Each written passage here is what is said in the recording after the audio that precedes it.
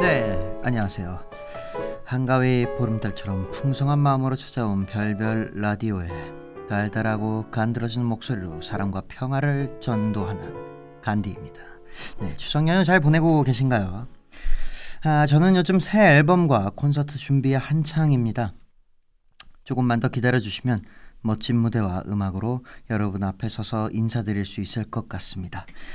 이번 앨범과 콘서트가 여러분께 오래 기억에 남을 특별한 선물이 될 수 있도록 최선을 다하고 있으니까요. 많은 기대와 응원 보내주시면 감사드리겠습니다. 명절하면 가족들과의 웃음소리, 또 맛있는 음식, 오랜만에 만나는 반가운 얼굴들이 떠오르기도 하고, 혹은 친구들과의 모임, 아니면 혼자만의 조용한 휴식이 먼저 떠오를 수도 있겠죠.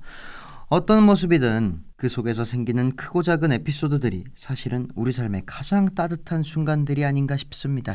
대본 잘 썼네요. 네. 자, 오늘은 별별 라디오라는 이름처럼 여러분이 보내주신 별의별 이야기들이 담긴 사연을 하나하나 함께 나누면서 보름달 아래 다 같이 둘러앉아 이야기꽃을 피우듯이 따뜻한 시간을 만들어 가려고 합니다. 지금 이 순간 차 안에서 고향으로 내려가시는 분도 계실 테고, 오랜만에 가족들과 모여 라디오를 켜놓고 계신 분들도 있겠죠. 어디에서든 지금 이 시간이 여러분께 작은 웃음과 위로가 되었으면 합니다. 그리고 이번 명절을 혼자 보내고 계신 분들도 계실 텐데요. 그런 분들께는 이 라디오가 잠시나마 외롭지 않은 동행이 되어드렸으면 좋겠습니다. 네, 저희가 사전에 여러분들의 사연을 받아봤는데요. 술과 관련된 흑역사부터 이별 속에 남은 따뜻한 기억, 또 비오는 날의 추억과 새로운 시작의 순간, 그리고 모두의 시선이 한 번에 쏠렸던 순간까지 정말 별별 이야기가 다 모였습니다. 네, 오늘 별별 라디오는 여러분의 사연들을 하나하나 소개해드리고 또 새로운 코너도 함께할 예정입니다. 사연 속 따뜻한 이야기, 그리고 특별한 코너까지 끝까지 함께해 주시면 분명 더 풍성한 시간이 될 것 같습니다. 네, 본격적으로 여러분의 사연을 만나보기 전에 추석 밤의 분위기를 조금 더 따뜻하게 열어줄 노래부터 함께 들어볼까요? 자, 오늘 섭디의 첫 번째 추천곡은 이창섭의 삼삼입니다.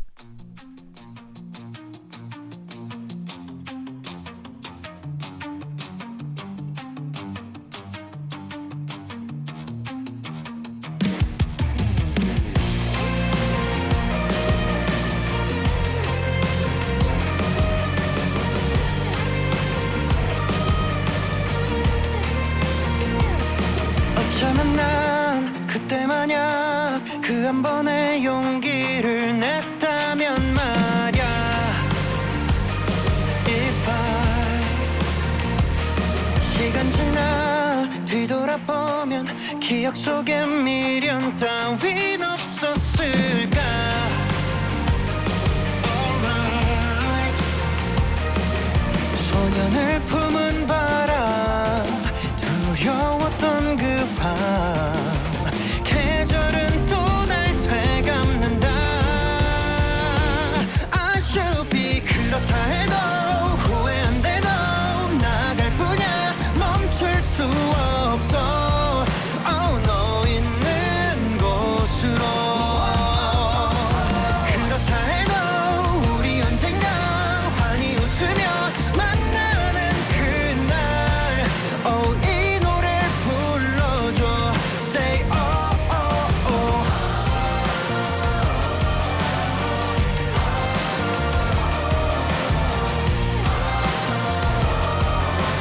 이 노래를 불러줘.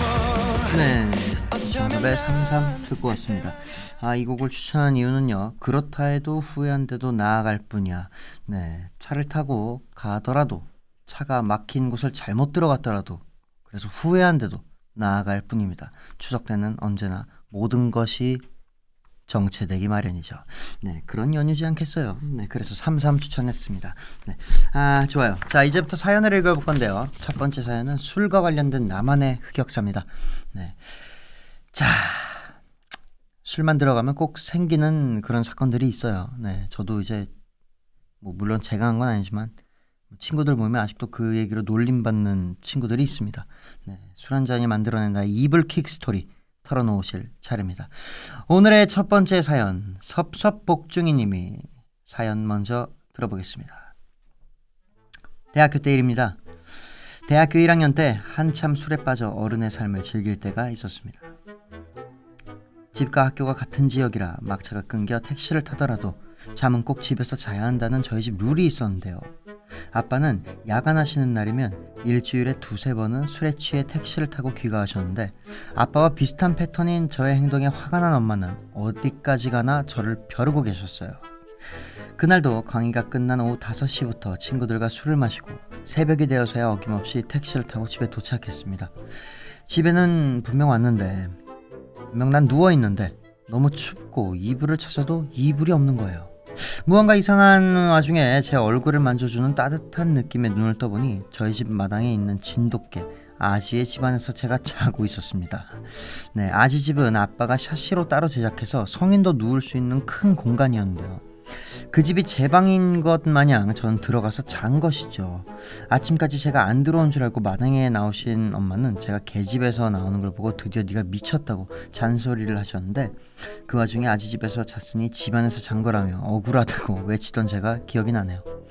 이 사연을 적으며 강아지 별이 된 아지를 오랜만에 생각합니다.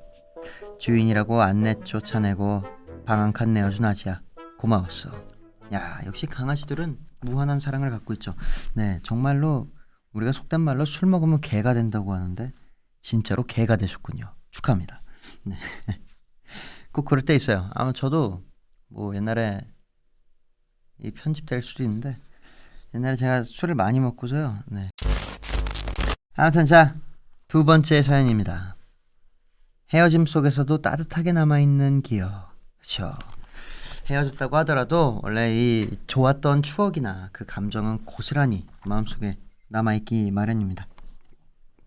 이별이라고 하면은 이 보통 아프고 슬픈 순간만 떠오르지만, 그 시간이 지나고 나면 진짜 정말로 고마웠던 순간, 뭐 이렇게 따뜻한 장면, 아름다웠던 기억, 뭐 이런 것들, 그리고 그때는 너무 속상해서 막 눈물도 나고 했었는데 지금은 떠올려 보면 미소가 되는 그런 기억들이 있어요. 그런 마음을 전해주신 리아님의 사연 만나보겠습니다. 안녕하세요, 장섭님. 저는 초등학교에서 아이들을 가르치고 있는 교사예요. 교사는 매년 아이들을 한 학년 위로 올려보내야 하잖아요. 그래서 늘 헤어짐이 따라오는 직업이랍니다. 정든 아이들과 헤어질 땐 늘 섭섭하고 아쉽지만, 또 한편으론 성장한 아이들이 다음 길로 나아가는 모습을 보면서 뿌듯함을 느끼곤 해요. 장성님도 아이들을 가르치시니까 이 마음 잘 아시겠죠? 그럼요, 잘 알죠. 제가 교사 생활을 한 지도 벌써 10년이 넘었는데요. 그동안 수많은 만남과 헤어짐이 있었지만 그 중에서도 제 마음속에 오래 남아있는 따뜻한 기억이 하나 있어요. 그 아이를 만난 건 제가 교사가 되기 전 대학생 때 교생 실습을 나갔을 때였어요. 당시 초등학교 3학년이었던 아이는 한글을 아직 제대로 쓰지 못하는 상태였어요. 집안 사정 때문에 배우는 데 어려움이 많았던 아이였죠. 저는 한 달간의 실습 기간 동안 그 아이와 가까이 지내면서 틈날 때마다 한글을 조금씩 가르쳐줬어요.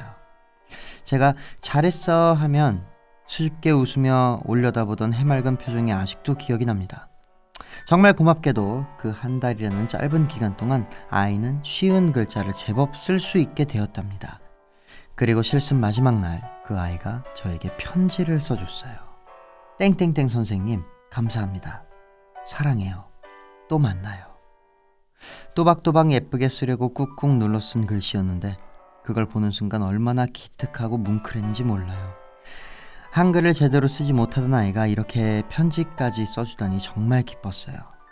저는 그때 내가 이 길을 가도 될까 하고 흔들리던 시기였는데, 그 편지가 제게 큰 힘이 되어주었습니다. 아, 내가 선생님이 되어도 되겠구나 하는 확신을 처음으로 얻게 된 순간이었어요. 그 이후 저는 무사히 교사가 되었고 지금도 아이들과 하루하루 열심히 살고 있답니다. 이게 선생님으로서 맞는 저의 첫 이별 이야기입니다. 헤어짐은 아쉬웠지만 참 따뜻한 이별이었어요. 그 이후 우리는 다시 만나지 못했지만 분명 어디선가 잘 지내고 있겠죠? 그 아이가 어디선가 자신의 길을 걸으며 행복하게 살아가고 있기를 지금도 마음 깊이 응원해요. 이 선생님이라는 직업은 말이죠, 굉장히 매번 고뇌와 갈등의 시간을 겪습니다. 뭔가를 가르치면서 이렇게 아이들이 성장하는 걸 지켜보지만 그 성장이 더디거나 할 때는 제 잘못처럼 느껴져요. 제가 아이들을 잘 좋은 길로 교육을 인도하고 있지 않는 건 아닐까라는 생각들을 많이 하는데, 하지만 걱정하지 말아요. 당신은 잘 가르치고 있으니까. 참 뭉클하죠. 글을 쓸 줄 몰랐다가 나중엔 편지까지 써서 준다는 게. 네.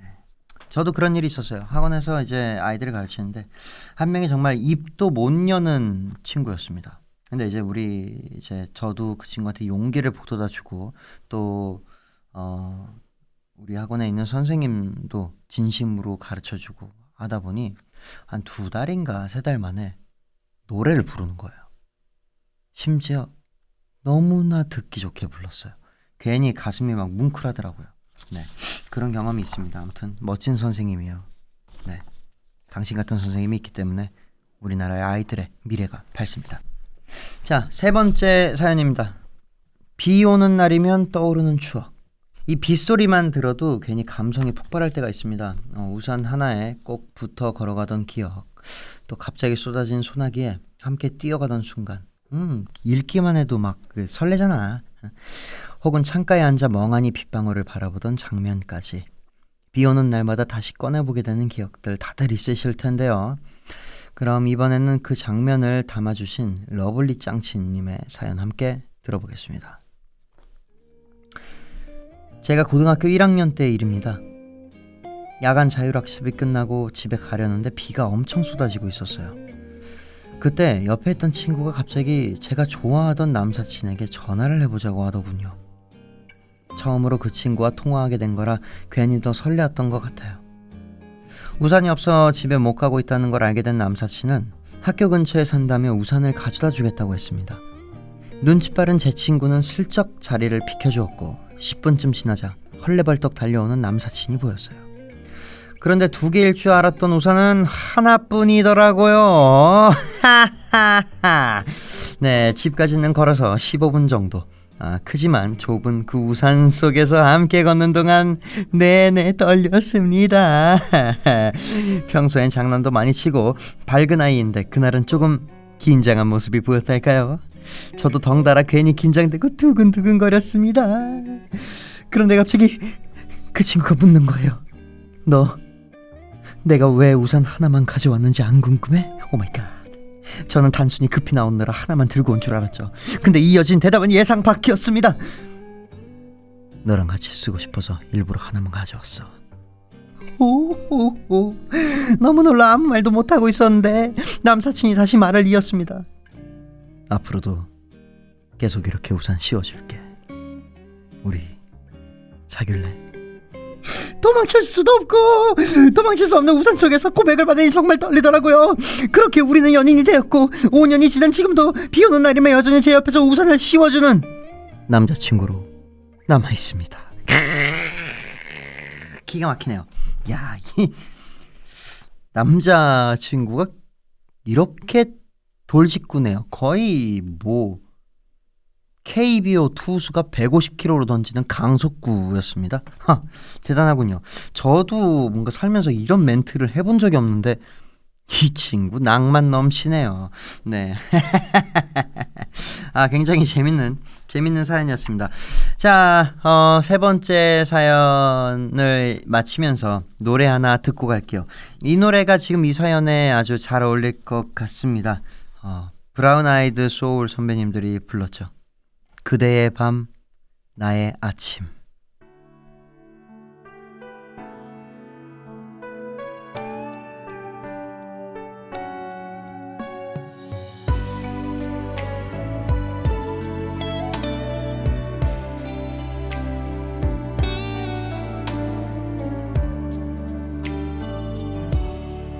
사랑이 들리나요?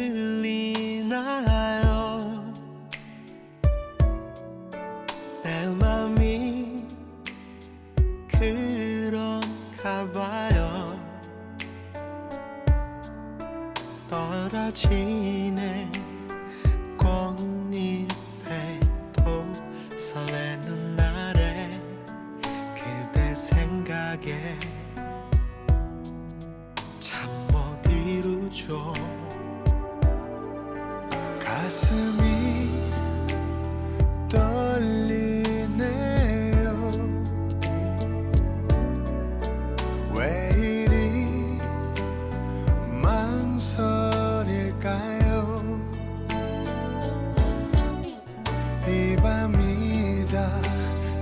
떠나기 전에 말할게요.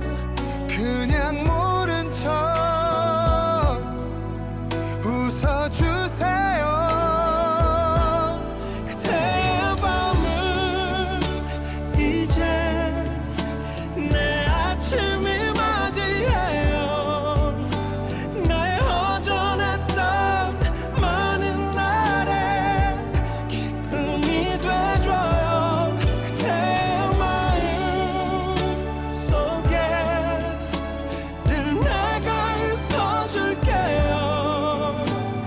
사랑을 고백한 지금의 이 마음 그대로. 좋아요. 너무 잘 어울리는 곡이었습니다. 자, 코너 속의 코너. 잠시 분위기를 전환해 보려고 합니다.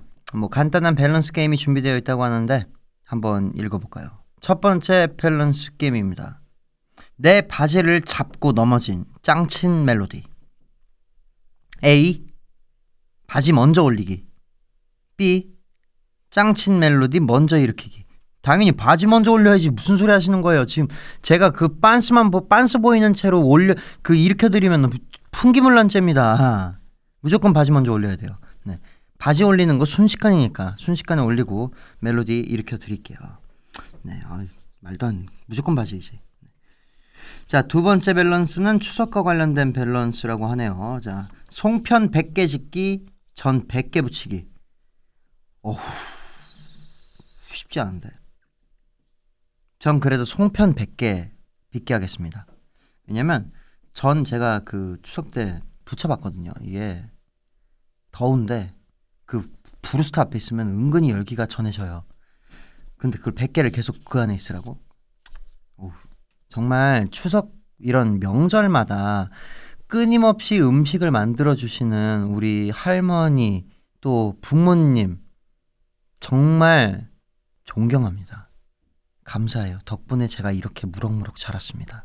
네, 밸런스 게임으로 잠시 쉬어가는 시간을 가졌는데 재밌으셨나요? 네, 자, 그럼 남은 사연에 대해 더 이야기해 보도록 하겠습니다. 사연의 네 번째 주제는 바로 끝이라고 생각했지만 오히려 새로운 시작이 되어준 경험입니다. 그때는 정말 다 끝났다고 느꼈지만 이 돌아보면 또 그 경험 때문에 좋은 길로 가는 경우가 있어요. 뭐 예를 들어서 뭔가를 사고 싶었다가 참았는데 그 뒤에 더 좋은 것을 더 좋은 기회로 얻게 되거나 이런 경우들이 좀 있거든요. 네. 그래서 이번에는 그런 끝 같았던 새로운 시작을 직접 들려주신 제니섬님의 사연을 함께 만나보겠습니다. 안녕하세요. 제가 오늘 나누고 싶은 이야기는 저의 유학생 시절 이야기입니다. 저는 어린 나이에 갑작스럽게 아는 사람도 없는 낯선 땅으로 떠나게 되었습니다. 제가 그 당시 할 줄 아는 말이라고는 겨우 인사말 정도였는데요. 저는 어떻게든 적응하고 싶어서 고등학교 다닐 땐 한국의 음악, 영화, 드라마를 보지도 듣지도 않고 어설픈 영어 실력으로 학교 친구들과 대화를 나누고 운동을 하며 유학생활에 적응하려고 노력했습니다. 그렇게 졸업을 하고 대학교에 진학하게 되었는데 전공 때문에 많이 헤매었습니다. 미국의 대학은 한국과는 다르게 입학할 때 전공을 정하지 않아요. 보통 3학년이 되면 전공을 정하고 관련 수업을 듣는데요. 그렇게 여러 가지 수업을 들으면서 제가 하고 싶은 일이 무엇일까 많은 고민을 한 끝에 생물학을 전공하게 되었습니다. 그러다 4학년 마지막 학기쯤 문득 생물학 전공은 의대를 가지 않으면 직장을 구하기가 힘들다는 생각이 들었고 또다시 긴 고민 끝에 의대를 준비하기로 결심했습니다. 끝나지 않는 길고 긴 싸움의 시작이었어요. 정말 어둡고 긴 터널을 혼자 걷는 느낌이었습니다. 나이는 자꾸만 늘어가고 시간은 없는 것 같고 나만 제자리 걸음을 하고 있는 것 같은 초조함이 저를 짓누르던 시간이었어요. 포기가 정말 죽기보다도 싫었던 때였기에 이 길이 아니면 난 죽는 거다. 내 인생은 실패하는 거다. 라는 나쁜 생각이 온통 머릿속을 지배하고 있었습니다. 그렇게 좌절을 하고 있을 때 병리학이라는 전공을 알게 되었습니다. 모든 게 끝이라고 생각했을 때 병리학과에 합격하게 되었고 그동안 풀리지 않았던 일들이 순식간에 정리가 되었어요. 이건 운명이다 싶었죠. 국가고시도 패스하고 지금은 감사하게도 졸업과 동시에 전공에 관련된 일을 하게 되었습니다. 제가 운명이란 걸 안 믿던 사람인데 그때를 생각하면 사람에게 운명이란 있는 것 같다는 생각이 들어요. 한 가지에 실패했다고 실패한 인생은 아니더라고요. 나에게 더 나은 뭔가가 있어서 그런 거라고 생각할 수 있는 시간이 되었답니다. 네, 그렇죠. 여러분, 저는 사실 인생엔 운명이 있다는 생각을 합니다. 네, 그럴 수밖에 없었던 운명 같은 이런 거를 좀 믿는 편이거든요. 유학생활 때 저는 안 해봐서 감히 가늠할 수는 없지만 이렇게 좀 많이 힘든 시간이었을 것 같아요. 그래도 적응하려고 노력했다는 게 굉장히 대단하고 자랑스럽습니다. 그리고 또 포기가 죽기보다 싫었대요. 저도 그럴 때 많죠. 네, 저도 포기하는 걸 그렇게 좋아하지 않습니다. 어떻게든 해나가려고 하는데 되게 멋진 사연이네요. 네, 지금은 이제 전공에 관련된 일을 하고 계시다고 들었는데 당신 같은 사람들 덕분에 우리나라가 그리고 인류의 미래가 밝습니다. 자, 아쉽지만 이제 마지막 사연을 소개할 시간이 됐습니다. 마지막 주제는 갑자기 모든 시선이 나에게 쏠렸던 순간이에요. 손발이 오글거릴 만큼 민망했던 경험도 좋아요. 네, 그리고 뜻밖의 스포트라이트를 받아서 뿌듯했던 기억도 괜찮습니다. 그럼 이번에는 그런 특별한 경험을 담아주신 햄햄님의 사연을 만나보겠습니다. 햄햄! 저는 심각한 길치예요. 어려서부터 그랬고 지금까지 쭉 길치예요.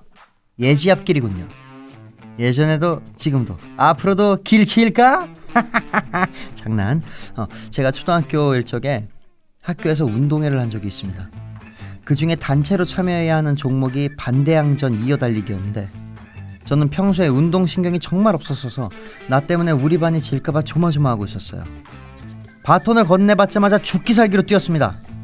주변에서 응원인지 뭔지 모를 소리가 계속 들려오는데 너무 긴장해서 들리지도 않았어요. 네, 한 바퀴를 돌고 결승선을 가는데 선생님이 경악한 얼굴로 절 바라보고 계셨습니다. 그리곤 제 어깨를 붙잡고 말하셨어요. 너 반대로 달렸어 라고요. 길치의 방향치까지 있었던 저는 너무 긴장한 나머지 역주행을 해버린 겁니다. 네, 저는 달리기가 느려 항상 뒤처져서 혼자 달리는 게 익숙했던 터라 주변에 아무도 없어도 이상함을 느끼지 못했던 거였어요. 그제서야 정신을 차리고 주변을 둘러보니 반 아이들이 어이없다는 표정으로 절 바라보고 있었고 학년 전체가 모여 구경하는 운동이었는데 다들 깔깔 웃고 너무 창피했습니다.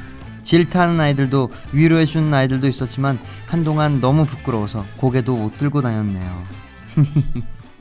심각하시네요. 대단하십니다.